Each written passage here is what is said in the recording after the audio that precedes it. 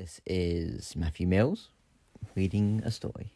Godzilla, Rise of Goji by M.R. Mills. The old light swung over the table. It flickered dully, glowing over the faces of the scientists, darkening their already sour expressions. 4 people sat in silence in a dark, cold room, waiting for a fifth, a burly man with a radiant silver badge on his chest, to take his place. Lisa watched the man, Nicholas Bauer, closely. Each grumble, each glare he cast at the table, even each twitch of his eye told Lisa that the cogs in Dr. Bauer's brain turned, grinding out any piece of doubt in their mind. "So I trust we all know why we are gathered here today," Bauer said. No one at the table dared make a sound. He sighed, irritated. "I don't bite half as hard as Godzilla, so you can feel free to speak up at any point." A younger scientist, Taylor, spoke up, his hunchback pushing his chair back. "You called us in to discuss the problem with Subject Omega?" He scratched his skin until he left a red mark. The gentleman next to him, the only member of the group adorned in a black business suit, rested a hand on Taylor's shoulder. He nodded with a reassuring smile. Taylor straightened himself up. "The Vertigo has been told you are maintaining the name Godzilla for ease?" Bauer nodded. "Yes, that's right." "Why?" "Pardon?" The confidence in Taylor's voice rose as he spoke. "Why give it power by letting it keep a name so steeped in mythology?" Bauer scoffed. "Would you rather us give it a name? Perhaps we would be better off just calling it George. Would that appease our Vertigo overlords?" "Well, he has a point," the scientist beside Lisa, a Dr. Sarah Norman, declared. Her loud voice surprised Lisa. She hoped no one noticed her flinch as Sarah continued. "The people need to know that we don't fear this thing.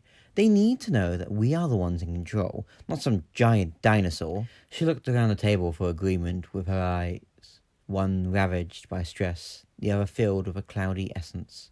Her hair showed small signs of once being a brilliant red. Lisa pondered if in a few years in her new position, she too would grow to be like her. She twirled her own crimson hair under the cloak of approving mutters around the table. The gentleman tapped the table. Silence fell across swiftly, even for Bauer. "We can debate its name all day, but the fact is it's still attacking our cities." Lisa scanned the man's suit, but found no name tag. His gaunt face blended in well with the lost souls Lisa's memories brought up from her life. "Godzilla has ruined countless lives in countless countries. Whatever our differences, we need to end this menace immediately." Lisa opened her mouth to speak. With a low, shaking hum, the room burst into light, the beams finally coming to life. Each scientist looked away. A tin voice came on from a speaker in the center of the table. "We fixed the lights. Sorry about that." "It's fine," grumbled Bauer. He shook it off, pressed the blue button to respond. "It's fine. Carry on." He reached up for the light bulb, pulling a dangling chain to turn it off. Taylor drummed the table. "I don't suppose Aurora has any luck with that tracker?" The gentleman shook his head. "I'm afraid not, Martin." He breathed in deeply. "Sorry, Dr. Taylor. It only seems to pick up every other movement. Freezes on a position in the water. I believe it has something to do with the radiation that Godzilla produces." Sarah swiftly produced a notepad from her lab pocket. "Still, it's one step closer to understanding its patterns.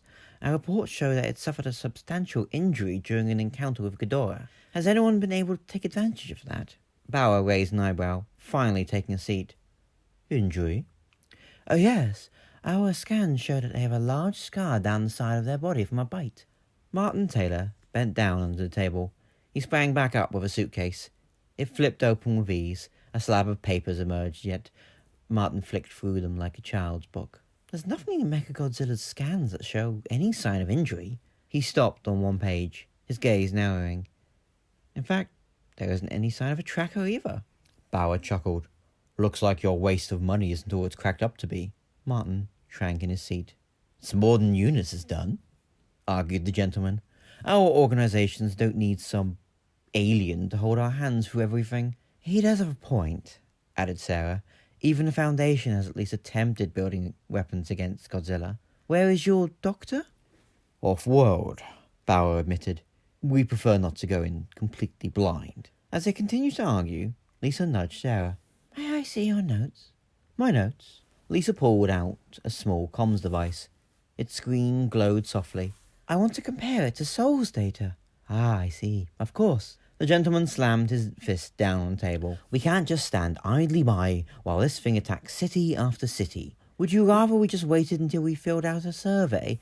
Somehow, I don't think Godzilla is going to patiently wait for that to be done. Bauer slowly rose to their feet. Knowledge is never a weakness. Your attempts wasted time in finding the core weakness in this thing. If the oxygen destroyer didn't work on it, then... Wait a moment, Lisa muttered aloud. Her eyes darted between the notes and the readouts. Lisa reached out to Martin. May I borrow the scans from Mecca? Have you found something? The Vertigo agent asked. He handed over the papers. I think so. In moments, Lisa's mind became consumed by the information. Her thoughts flowed out without consideration. What if the tracker isn't freezing? The Scarf and Foundation records only show on their records. Vertigo scans don't show a tracker either, but they do give different readings for Godzilla in terms of basic information, like size or weight. Go on. While the rest of the table leaned in closer, Bauer eased back into his seat. Lisa flinched. She paused before continuing, keeping her sights away from the people and onto the paper. Well, Vertigo has it some 20 feet smaller than the Foundation one, while Foundation's number of dorsal spines are fewer than Vertigo's. The gentleman hummed. Ah, she has a point. Out of curiosity, on one of our less successful missions, we managed to take a piece out of Godzilla's top lip. Does that show on any of the files? Lisa flicked through, but already knew the answer. No. Sarah's deep breath shook everyone around her. You think the tracker is working fully, but there are multiple Godzillas? The quiet crept in again. All Lisa could muster, in a voice too quiet to be of any use, was the word, yes, over and over. Bauer growled, putting his hands behind his head while resting his elbows on the table. Great. A meeting meant to stop Godzilla once and for all has turned into a meet-the-family kind of day. It would stand to reason, Lisa said sheepishly. Goji couldn't have been the only one. Bauer's head shot up. Who is Goji? The monitor hissed into life.